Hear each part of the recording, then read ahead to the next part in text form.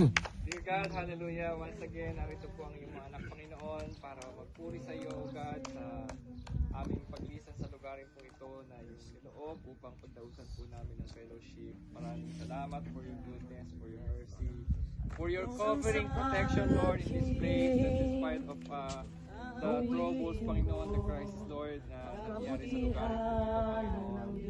Thank you, Lord, for allowing us to enjoy the kind of peace, the kind of serenity, Lord, na galing sa iyo. Salamat, O Lord, for the bonding.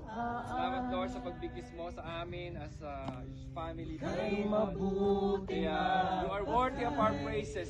You deserve the praises, Lord. You deserve the glory. You deserve the thanksgiving, O God. Salamat, O Lord.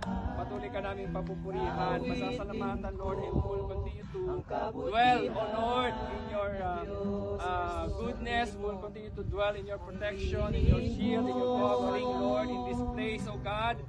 Maging aming mga buhay in everything, O Lord, even our families, Lord. Sa iyo po namin i-entrust, Panginoon. Salamat, Lord, for these holidays, O God. Sa lahat ng gagawin mo pa, Panginoon, we commit to you, Father God, sa aming magdasan mamaya, Lord. Thank you, Lord, for your covering. Hallelujah.